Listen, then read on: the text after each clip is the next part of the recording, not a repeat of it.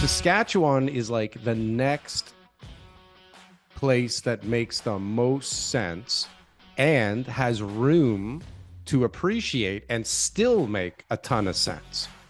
So when does this thing pop? You also talked about like how we're already on a record pace for permanent residents, right? Yeah.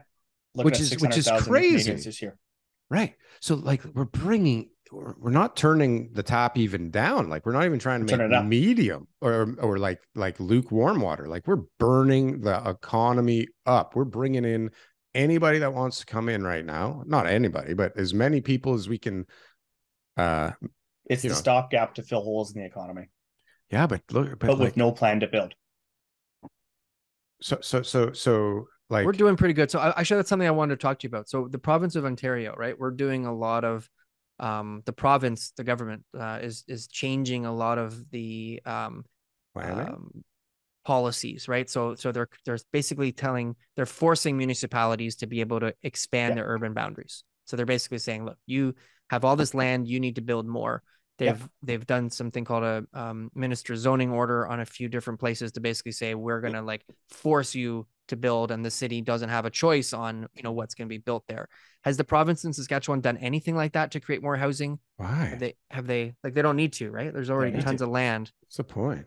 Yeah, What do they do then? Like they don't if do they anything. think that their population is going to increase, how does the province handle this in order to be able to supply homes for those people? Like what do they do? There's not, and actually this is an area where I think there's a lot we could do better, but because there isn't the same push for the demand, because our market is obviously much smaller, moves a little slower, we're not seeing that same push, and it's more market forces will drive it, right? And we've seen it, new construction, more basements are starting to get dropped around the city here and things like that. Like absolutely new construction is picking up, but I mean, it's picking up from what was almost a standstill.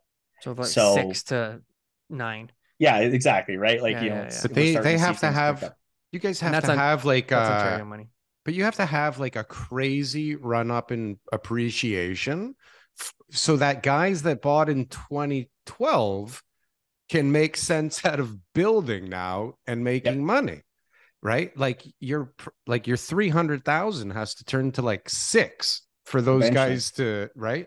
So it doesn't happen. What happens is you're forced into it because of a shortage, like everywhere else in the country, right? Because like immigrants that actually want to have a chance, like Calgary became out of reach now, right? So like what's next? We don't know anywhere in Manitoba. Like Manitoba may as well not even exist, right? Winnipeg. Like who cares about Winnipeg?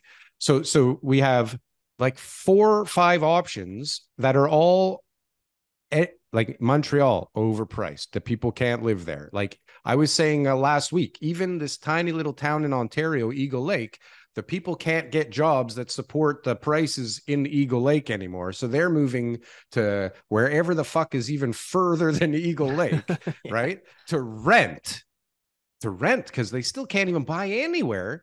If they can even sell their house. I mean, some people just leave the family house there to die while they go buy another place for 50 grand somewhere. So Saskatchewan is like the next place that makes the most sense and has room to appreciate and still make a ton of sense. So when does this thing pop? When you guys keep talking about it. No, but there's lots of people talking about it. Nobody's buying it. Nobody's buying it. I've talked about it since at least when we had you on the first time, because when I heard all this stuff from you, I was like, this is a no-brainer, but like, I got to go there and see this, right? You guys come out here. I'll host you here. We'll have a great time. We'll show you what's available. And that would be fantastic. Some fun. Because we should buy a property, but it doesn't make sense not to. Like, I don't get it. Like, that's why I want to go there, because there's something missing from this, but that's keeping everybody out of there. Because all the people going to Calgary, why the fuck are you going to Calgary instead of Saskatchewan? Calgary, right? It's the lemmings thing. Everybody follows it, what they think is the easy thing to do. And that's exactly what's gone to Calgary, picked up some steam, got a little national attention. But they have oil. Right? Like you guys have wheat and all these commodities. What does Vancouver have? Why does everybody go to Vancouver?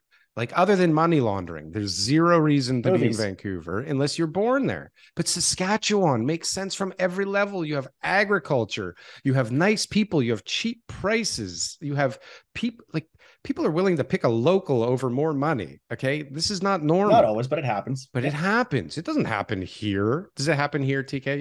You ever had somebody go like, I just love these young couples so much, I gotta help them out?